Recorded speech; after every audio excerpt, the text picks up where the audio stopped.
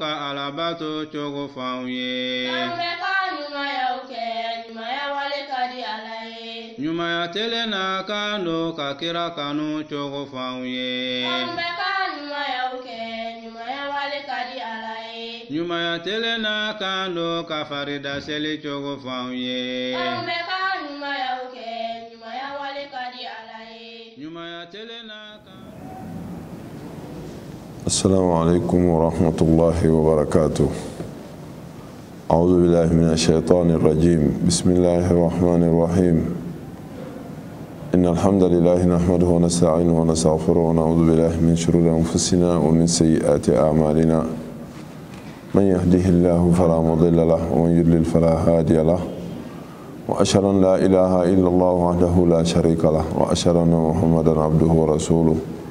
صلى الله عليه وسلم وعلى آله وأصحابه وكل من اقتدى بهديه إلى يوم الدين وبعد. يقول الله عز وجل: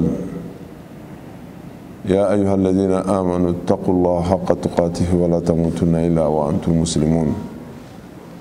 ويقول: يا أيها الناس اتقوا ربكم الذي خلقكم من نفس واحدة وخلق منها زوجها وبث منهما رجالا كثيرا ونساء واتقوا الله الذي تساءلون به والأرحام إن الله كان عليكم رقيبا. ويقول: يا أيها الذين آمنوا اتقوا الله وقولوا قولا سديدا يصلح لكم أعمالكم ويغفر لكم ذنوبكم ومن يطع الله ورسوله فقد فاز فوزا عظيما. وبعد، فإن أصدق الحديث كتاب الله وخير الهدي هدي محمد صلى الله عليه وسلم وشر الأمور محدثاتها وكل محدثة بدعة وكل بدعة ضلالة. نسأل الله سبحانه وتعالى الهدى والتقى والعفاف والغنى، كما نسأله أن يحسن عاقبتنا في الأمور كلها ويجرنا من خزي الدنيا وعذاب الآخرة. مشاهدي الأعزاء، معكم مرة أخرى في هذا برنامج الاستعداد للرحيل. الاستعداد للرحيل.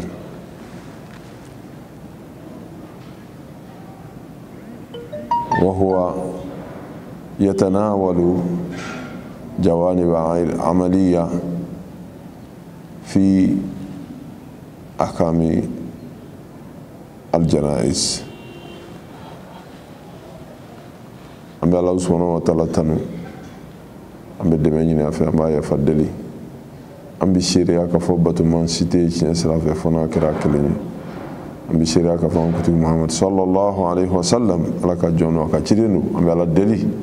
ala ka kisine ma caya ka na sudu na jenyo on islam ñu mon bela jele fo ka ta sal ke moddo o te non ko ambadum Allah subhanahu wa ta'ala yesranga na ka ñe koronela ako amma aw mun ye limaniya joye ay siran ala ɲe aw kana to saya kana o sɔrɔ ka sɔrɔ aw limaniyalen tɛ. saya kana na aw sɔrɔ ka sɔrɔ aw tɛ silama ye. o kɔfɛ a ko n baw ma aw adamadenw a ye siran ala ɲe a ye siran aw tigi ɲe aw tigi min y'aw dan ka bɔ ni kelen na ka tila k'o furu ɲɔgɔn bɔ a la ka aw kɛ o bɔnzɔnw ye.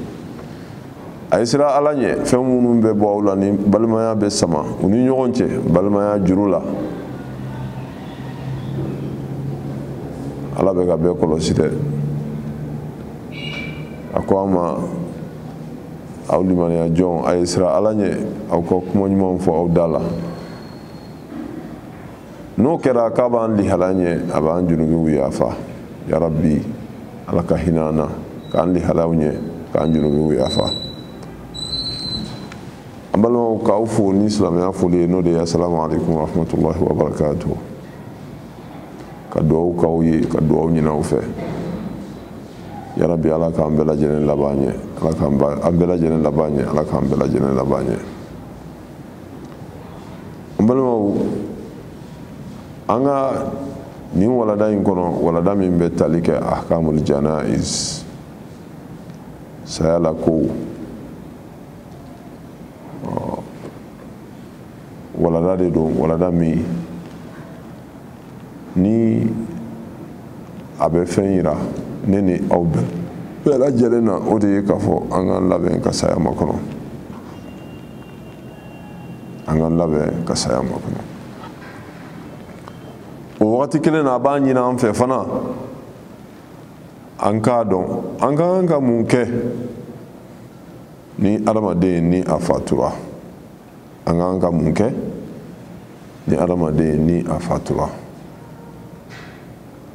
ka d'a kan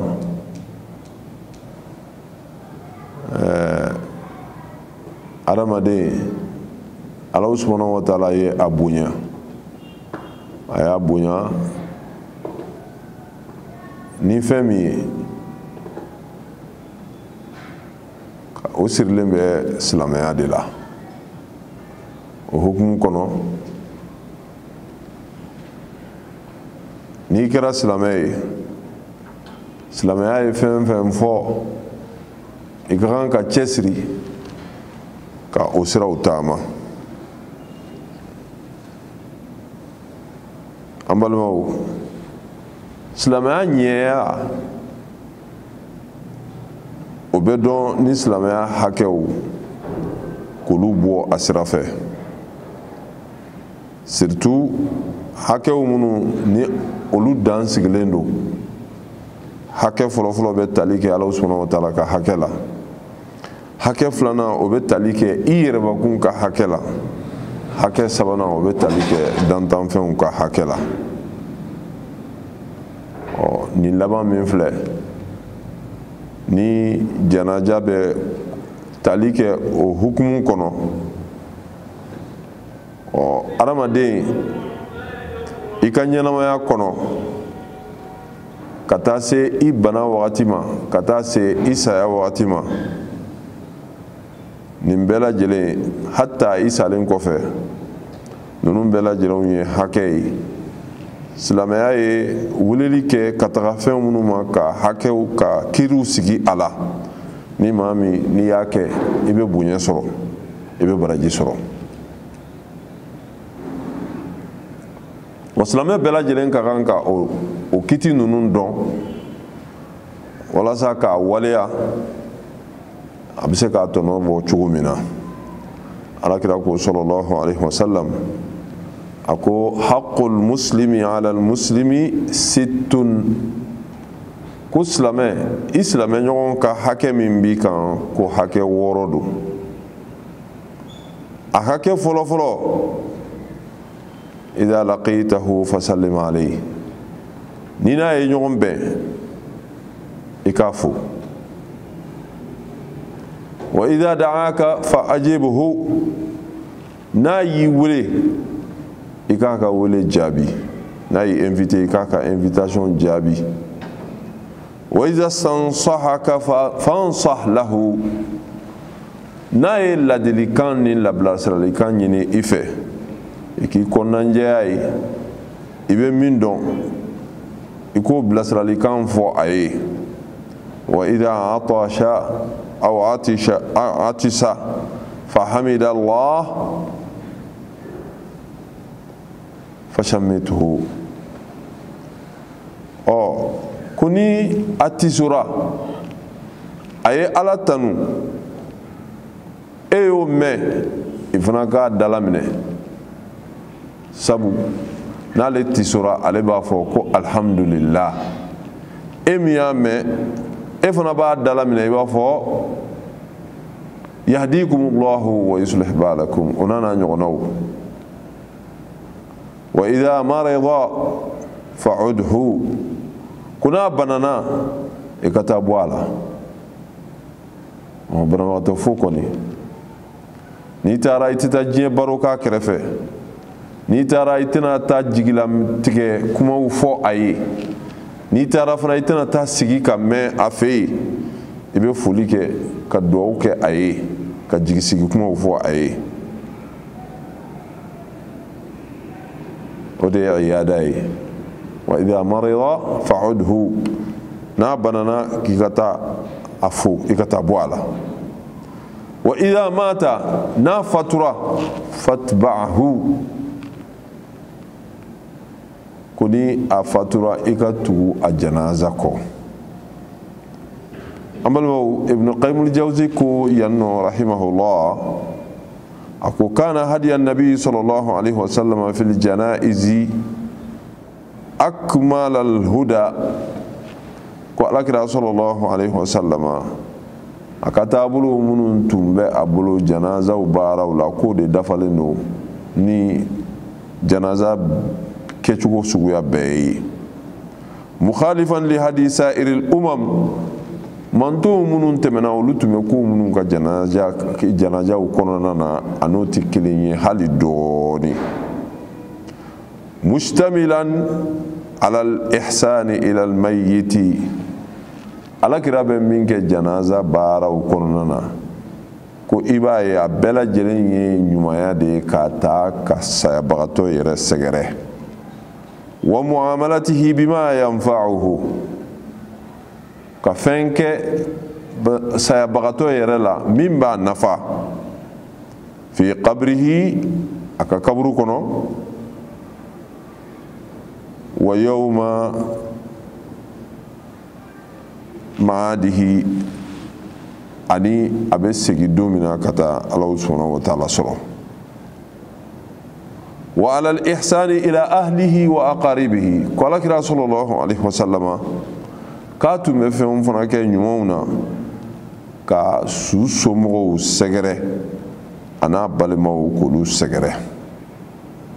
ila akhir kalame ambalmaw akakan ni ko ba cogoya la caman na adamaden ni saya bɛ na i ma a bɛ na i ma lihala bɛɛ la nka a ka teli ka na mɔgɔ ma lihala min na n'a ka ca o ye bana ye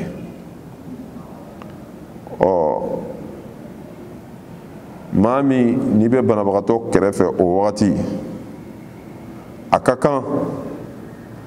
i ka banabagatɔ in ladonni ko ɲuman na lala an ka waladaw fan dɔ in o bɛna se olu ma banabagatɔ ka kan ka ladon cogo jumɛn i ka kan ka kobaw minnu fana dɔ kɛ banabagatɔ in na o de ye ka n'i ye i sigara a ma k'a fɔ ko a ka wagati nɔgɔyara i bɛ a hakili jigin alikiyama la k'a yamaruya sarangana minnu mana kɛ a bolo a ka se ka sarangana ninnu dɔw kɛ a ka se ka sarangana ninnu kɛ a ka tuubi ka taa Ala subhanahu wa ta'ala ma ka hakili jigin alikiyama la k'a dusukun na min ni alikiyama ye saranganali k'o nege don a la tuubi ka o nege don a la a ka se ka tuubi ka taa Ala subhanahu wa ta'ala ma nunu ye baara damadamaw ye minnu ɲininen don i fɛ i ye taali tɔgɔmasiriw ye a la yarabi an bɛ Ala subhanahu wa ta'ala deli Ala k'an laban ɲɛ an balimaw baara laban min n'o ɲininen don i fɛ n'a komansera ka don sitikara kɔnɔna na o de ye i ka kalimatu shahada fɔ a kɛrɛfɛ i b'a fɔ la ilaha illallah la ilaha illallah la ilaha illallah i b'i kan kɔrɔta ni nin ye ka nin fɔ kosɛbɛ f'a ka taa fɔ i tulo donna a la walima halima e yɛrɛ tulo ma don a fɔli la mɛ e laɲini i k'a fɔ de a ka se k'a fɔ n'a ma se k'a fɔ o kana e tɔɔrɔ e m'a mɛn walima e ma se ka bɔ a kalama a y'a fɔ walima a m'a fɔ o tɛ wajibi ye mɛ min ɲininen don e fɛ kɔni e kɔni ka kan k'a kalan i ka kan ka la ilaha illallah nin fɔ i ma kan ka dɔ wɛrɛ si fara o kan la ilaha illallah la ilaha illallah la ilaha illallah fo ka taa fɔ a ni bɔra pepepewu kana dɔ si fara o kan ka d'a kan alakira sallallahu alaihi wasallama ayi kanto ako man kana akhiru kalamihi la ilaha illallah dakhala aljanna الحديث رواه الإمام أحمد أكون مامي نيكا كما لبان كرا لا إله إلا الله يه كوي بدو أرجنا كنو ni ala kira kuma kan ye o de fana laɲininen don nin wagati la sayabagatɔ in o kɛrɛfɛ a bɛ sitikara la tuma min na fa ida qubidat ruhuhu tuma min na ni minɛna i ka kan ka baara jumɛn kɛ ughliqat ayna i ka kan k'a ɲɛ fila da tereke fo a ɲɛ ka datugu i b'a ɲɛ fila ɲɛ kunkun in i bɛ o tereke ka na se ɲɛ jukɔrɔla golo ma fo ɲɛ in a ka datugu ni ɲɛ datugura o tuma na i bɛ farikolo in i bɛ fini fɛn fɛn a kan k'a sutura ni a ye nka yan'o cɛ a kanunen don kosɛbɛ a senfoɲa ninnu a bolo a n'a senw i ka olu tereke walasa olu bɛ se ka magaya cogo min na o wagati la wa cɛ ka ɲi o wagati kelen fana na a tulo sanfɛla ka na se fo tulo ni ɲɛ furancɛ yɔrɔ kɔnɔna na i k'olu tereke min bɛ se k'a to ayiwa farikolo sinfonya ninnu olu bɛ magaya ka na se fo ɲɛ ma olu bɛɛ lajɛlen bɛ se ka tugu lafiya la cogo min na o kɔfɛ i bɛ sɔrɔ ka fini biri a kunna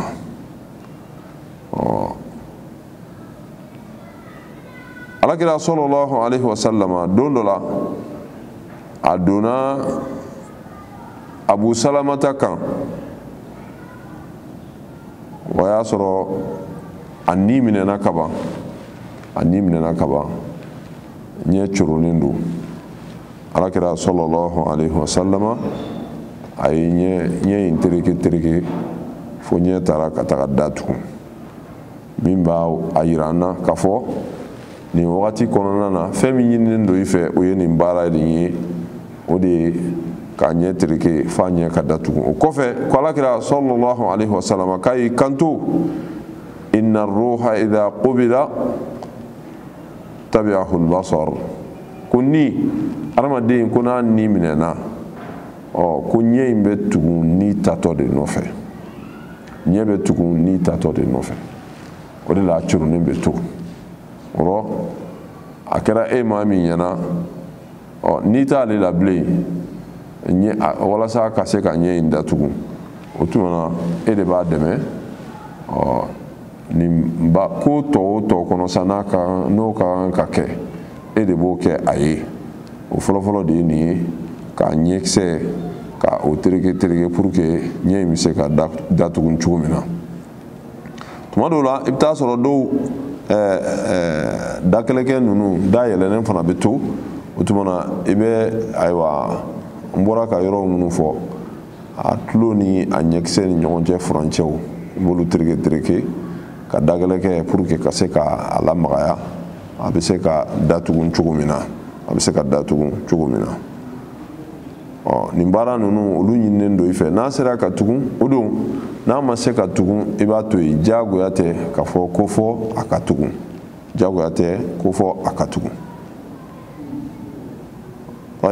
o kɔfɛ baara min ɲininen don i fɛ nin baara in tɛmɛnen kɔfɛ o de ye a ka somɔgɔw i ka se olu ma ayiwa ka u bilasira k'u lasabali Abu Salamata tuma min na ni nin kɛra ni alakira sallallahu alaihi wasallam n'a ye ɲɛkisɛ in tereke k'a datugu a ɲɛ b'a la Abu Salamata somɔgɔw u b'a la ka mankan ci u b'a la ka mankanba bɔ o yɔrɔ in na alakira sallallahu alaihi wasallam ko la tad'u ala anfusikum illa bi khair fa innal malaikata yu'minuna ala ma taqulun rawahu Muslim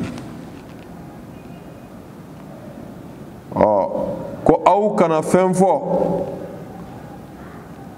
aw yɛrɛbakun kan fona kɛra hɛrɛ kuma ye dɛ sabu aw ka mɔgɔ de filɛ aw kana foyi fɔ ale ntanyalen kɔfɛ ka ɲɛsin aw yɛrɛbakun ma fona bɔra hɛrɛ kuma la dɛ ka d'a kan mɛlɛkɛw bi yan koyi u bɛ amina fɔ aw ka kumakanw kan aw bɛ fɛn fɛn fɔ n'aw ko ko anw jigi tigɛra anw b'a kɛ cogo di nin talen kɔfɛ anw jigi waarula jigi t'anw na bilen anw ta tiɲɛna mɛlɛkɛw b'a fɔ amina alakira sallallahu alaihi wasallama a ye nin fɔ abu salamata somɔgɔw ye o n'an ka mɔgɔ fatura tiɲɛ don an k'an ka nin baaraba fɔlɔ ninnu kɛ n'o de ye ka ɲɛw datugu ka fɛɛrɛ kɛ ka daw datugu ka fini biri a la mɛ o waati kelen fana na an ka se an dala kumaw la an bɛ kumaw minnu fɔ an kana dantɔmɛ kuma fɔ ka d'a kan mɛlɛkɛw bɛ o yɔrɔ la u bɛ amina kɛ an ka kumaw kan amina dun kɔrɔ tɛ dɔwɛrɛ ye ko ala k'a jaabi o n'an ye ɲɔgɔn la sabali kɛ ni o baaraw nɔgɔyara o tuma na an bɛ baara wɛrɛ min tugu o la o de ye ka su ka juru ka fɛɛrɛ ɲini ka olu sara juru minnu b'a la n'a y'a sɔrɔ a ye jurumafɛnw fɔ a ye jurumafɛnw sɛbɛn teliya bɛ kɛ ka o juru ninnu sara k'a ka saranganalikanw k'olu bɔ a sira fɛ ka d'a kan ninnu ye kow ye kow minnu olu ye prioritaires ye olu de ka kan ka bila ko bɛɛ ɲɛ o dɔ bɛ se ka kɛ kafara ye a kun ka kan ka o bɔ walima dafalen a tun y'o ta walima jaka ye o n'a ɲɔgɔnnaw ninnu bɛɛ lajɛlen ka kan ka bɔ ka kɔn tiɲɛ tilali ɲɛ alakira sallallahu alaihi wasallama a ko nafsul mu'mini mu'allaqatun bidaynihi hatta yuqda anhu alhadis rawahu imam ahmad ko mu'mini ni ka dulonen bɛ juru la a ye juru min ta a jurulen bɛ juru in na fo a ka taa sara fo juru in ka sara imam ahmad ye hadisa in mafila o tuma ni mɔgɔ min sara ka sɔrɔ juru de b'a la o juru in ale yɛrɛbakun a ka mafiyali sababu b'a la a ka négligence sababu bɛ a la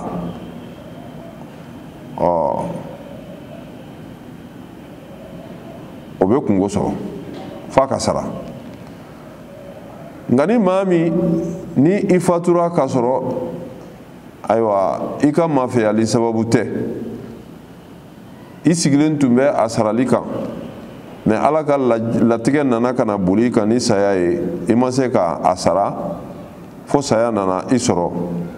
ko ala subhanahu wa taala a b'o tigilamɔgɔ ka juru sara o tigi alakira kumakan sallallahu alaihi wasallama o bɛ nin kuma in sɛmɛntiya man akhadha amwala an-nas yuridu ada'aha adallahu anhu wa man akhadha yuridu itlafaha atlafahu Allah al-hadith rawahu al-Bukhari kuni maa min ye maaw ka nafolo minɛ i ye juru ta i bɛ fɛ k'a sara fo ala subhanahu wa taala ka latigɛ nana i sɔrɔ o cogo la i ma se k'a sara ko ala subhanahu wa taala b'a sara i place la mɛ ni mɔgɔ min y'a laɲini i tɛ fɛ ka juru nin sara i bɛ fɛ ka mɔgɔw ka nafolo tiɲɛ de ko ala subhanahu wa taala b'i fana tiɲɛ koyi bi maana kungo de b'e bolo o ye alikiyama hadisa in bɛ Bukhari la an balimaw an ye sabali kuma fɔ somɔgɔw masurunyamɔgɔw balimaw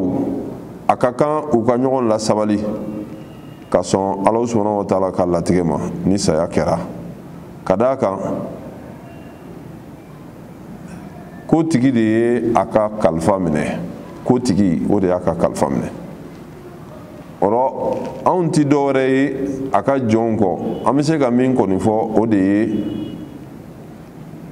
inna lillahi wa inna ilayhi raji'un nabi fo ko istirja'u ambe ala tay wa ambe be sigi kata ala subhanahu wa ta'ala ma ni kuma kan o de ka kan ka andala gese ni wakati la akafsa ni kule akafsa ni bloki farafarali akafsa ni buguri celiye ka kankan akafsa ni lihala sugu beye mogo be yɔrɔ ɲini yɔrɔ min na k'a kɛ k'a fɔ i n'a fɔ u bɛ dɛmɛ ta k'e sɛgɛrɛ dɔw ka maa bɛ fatu tellement que u bɛ kule fo jinɛ b'u minɛ dɔw ka mɔgɔ bɛ fatu sabalibaliya bɛ na u la fo a bɛ kɛ i b'a fɔ ko jinɛ de y'u minɛ ni lihalaya ninnu an balimaw ninnu haramuyalen don mais baasi kɔni tɛ kasi la kasi ye jumɛn ye o de ye ka ɲɛji bɔ ye maa min bɛ ɲɛji bɔra a ka su nɔfɛ baasi foyi t'o la o lihalaya o sariya kɔnɔna na k'a fɔ k'a bɛ kɔlɔlɔ s'a ma la a tɛ kɔlɔlɔ foyi se a ma o la ka kasi i ka su nɔfɛ baasi foyi t'o la sabu alakira yɛrɛ sallallahu alaihi wasallam a ko tadma'u al-ayn wa yahzanu al-qalb wala naqulu illa ma yurdi ar-rabb ko tiɲɛ don ɲɛji bɛ bɔ dusukun bɛ kasi nka an tɛ fɛn fɔ dɛ fo fɛn min bɛ don Alahu subhanahu wa ta'ala ka diɲɛ kɔnɔ fo fɛn min bɛ don an tigi ka diɲɛ kɔnɔ hadisa in bɛ Bukhari la o la ni i ye ɲɛji bɔ i ka su nɔfɛ i dusukun a bɛ kan ka gu kɛ o waati la kule t'a kɔrɔ mankan t'a kɔrɔ o lihalaya in baasi fosi t'o la silamɛya sariya la sabu alakira a kumakan in bo non seulement o b'o sɛmɛntiya nka alakira yɛrɛ sallallahu alaihi wasallam tuma min na n'a den fatura Ibrahima a kasira tan ka ɲɛji bɔ sahabaw y'a essayer k'u bɛ o reproche k'a la o jalaki ta k'a ɲɛsin a ma a ko ɲɛji bɛ bɔ an dusukun bɛ kami mais an tɛ foyi fɔ Ibrahima fara ɲɔgɔnya la min bɛ don Alahu subhanahu wa ta'ala a dimina o an balimaw ninnu ye fɛn damadamaw ye minnu ni a ka kan an ka hakili to a la ni an ka mɔgɔ nana kana fatu kuma bɛ kuncɛ ni min ye o ye baara fila ye a baara fila fɔlɔfɔlɔ o de ye ka kibaruya lase k'a fɔ an ka mɔgɔw k'a fatura o laseli in kɔnɔna na waso ko kuma tɛ a la dɛ a fɔtɔ ko karisa fatura o fatuli laseli o ka taa kɛ i n'a fɔ a bɛ ka waso ni ale ye o lihalaya o alakira sallallahu alaihi wasallam a y'an balo la mais ka mɔgɔ sayabagatɔ kɔni kibaruya lase baasi foyi t'o la ka d'a kan alakira sallallahu alaihi wasallam a najashi fi habasha tuma min na n'a fatura Éthiopie mansakɛ min ni a ye silamɛw dɛmɛ kosɛbɛ tuma min na n'u ye hijira kɛ ka taga sɔrɔ yen ayiwa a ye kumaw fɔ minnu bɛ a ka limaniya fɔ alakira yɛrɛ serera n'o ye tuma min na n'a fatura a ye a kibaruya a saya kibaruya a sanga a y'a laci sahabaw ye a y'a kibaruya lase sahabaw ma min b'a yira n na k'a fɔ baasi foyi t'a la ni mɔgɔ fatura k'a ka saya kibaru k'o lase dɔnbaga siraw ma ani limana siraw ni baarakɛɲɔgɔn siraw ani sigiɲɔgɔnw ma k'a fɔ karisa de fatura o ye baara fɔlɔ ye baara filanan minnu fana b'o mɛn olu ka kan ka se ka baara fɔlɔw minnu kɛ o de ye ka dumuni ka dumuni ko fɛrɛ tigɛ banbaga yɔrɔ mɔgɔw ye ka d'a kan fɛn nana u la min b'u sogola ka bɔ dumuni ma. maa min bɛ kasi la maa min dusukun kasilen don o tɛ se ka dumuni labɛn dɛ. nka anw ka janajaw ayiwa nin kɔni gɛlɛyaba in bɛ anw ka jamana janazaw kɔnɔ kosɛbɛ. ni maa fatura i bolo i yɛrɛ tuma dɔ i tɛ jɔyɔrɔ hali janaja yɛrɛ kɛli la bilen dɛ. saya yɛrɛ la i tɛ o dimi n'o o dusukasi i tɛ jɔyɔrɔ min k'o la i bɛ jɔyɔrɔ kɛ jama min bɛ na olu dumuni an'u minijiw an'u musakaw i bɛ jɔyɔrɔ min k'o la o jɔyɔrɔ yɛrɛ fanga ka bon ka tɛmɛ saya yɛrɛ bakun gɛlɛya kan. min b'o yira an na o de ye janaja yɔrɔ ninnu fo n'a bɔra ni Alahu subhanahu wa taala ye hinana maa minnu na a bɛɛ de b'o cogoya kelen in na a bɛɛ de b'o cogoya kelen in na. o rɔ a ka kan an balimaw an k'an lihalayaw yɛlɛma an k'an lihalayaw yɛlɛma. n'i y'a mɛn k'i ka mɔgɔ fatura e bɛ se ka dɛmɛ fɔlɔ min kɛ yan'a ka fɔ ko an bɛ dɛmɛ ɲini saya yɛrɛ bannen kɔfɛ o t'a kɛcogo ye dɛ. i b'a mɛn wagati min na o wagati kelen soit i bɛ suman tobi ka taa n'a ye o yɔrɔ la yen walima i bɛ suman san a ka taa o yɔrɔ la ka taa a tobi o yɔrɔ la ka taa o tobi o yɔrɔ la. o rɔ an bɛ Alahu subhanahu wa taala deli Ala ka faamuya de d'an ma min b'a to nin baara ninnu ayiwa u bɛ se k'a lamɛn cogo min na k'a lawaleya o cogoya kelen na. ka d'a kan Alakira sallallahu alaihi wasallam ninnu cɛ man ɲi. silamɛya ye fɛn min fɔ an ɲɛna Alakira sallallahu alaihi wasallam a ye fɛn minnu kɛ an ɲɛna diinɛ baara cogo ɲuman na an ka nisɔndiya kow ni an ka nisɔngoya kow la an k'an jilaja an k'olu kɛ an bɛ kuma kuncɛ ka fɔ baasi t'a la i ka sayabagatɔ a bɛ birifini kɔrɔ tuma min na koli ma kɛ kasangeli ma kɛ foyi ma kɛ ka taa birifini kɔrɔ ta k'a lajɛ ayiwa baasi tɛ o la k'a lajɛ k'a embrasser baasi tɛ o la ka d'a kan nin bɛɛ lajɛlen delila ka sabati salafu salihu la Abubakar Sidik Alakira fatura ka sɔrɔ a tun tɛ yen tuma min na n'a ye kibaruya mɛn n'a nana ka na fini kɔrɔta ka bɔ Alakira ɲɛda la a y'a ye Alakira fatura a y'a embrasser o y'a sɔrɔ Umar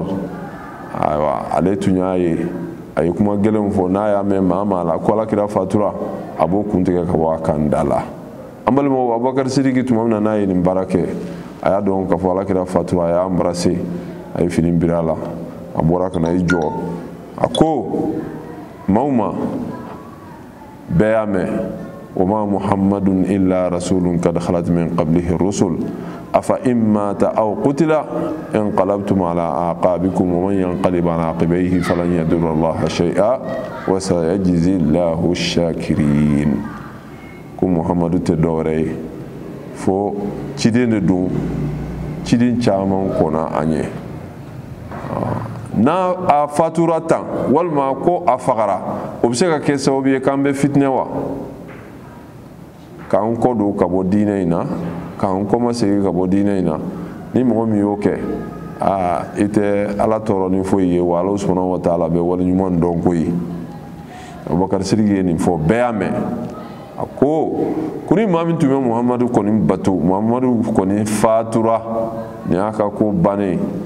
awɔ nka ni mɔgɔ min bɛ Alahu subhanahu wa taala bato Alahu subhanahu wa taala ɲɛnama don a tɛ sa. a ye nin aya in kalan o kɔfɛ. Umaru ko a ko nin kuranɛ aya min filɛ nin ye k'ale b'a kalan don o don a ka kuranɛ kalanw senfɛ nka ale m'a dɔn ko nin bɛ kuranɛ kɔnɔ fo nin don masina a limaniya nana nin don de a ye nin yɔrɔ in faamuya nin don de min b'a yira an na k'a fɔ sayabagatɔ an bɛ se k'a ɲɛda lajɛ tuma min na ni a fatura ka ban ka fini biri a la a nɔ na baasi tɛ o la cɛ ni muso bɛɛ dama ka kan o la ni masurunyamɔgɔ don yarabi an bɛ Alahu subhanahu wa taala deli Ala k'an laban ɲɛ ni Alahu subhanahu wa taala ye wagati wɛrɛ yira an na su ka kan baara jumɛnw de ka kan ka k'a la nin baara ninnu kɔfɛ an da bɛna se o ma ambe Allah subhanahu wa ta'ala deli ala ka hinanga tabaw bela jelena ala ka hinawla ala ka yafakuma ala ka hinawla ala ka yafakuma ala ka hinawla ala ka yafakuma ya rabbi ala ka nu ka fo fi jannatil firdaus ala ka ambalu ni silamay ala ka amfatu ni limanay ala ka ambalu lafiya kono ala ka amfatu lafiya kono ala ka andu aljina kono ni lafiya سبحانك اللهم وبحمدك أشهد أن لا إله إلا أنت أستغفرك وأتوب إليك وآخر دعوانا أن الحمد لله رب العالمين.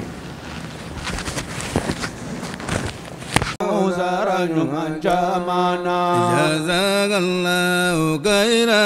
لمن كرم خيرا جزاك الله خيرا على كوثر من جمعنا يوم يتبسيك بو خيرا لمن كرم يوم يتبسيك خيرا لمن كرم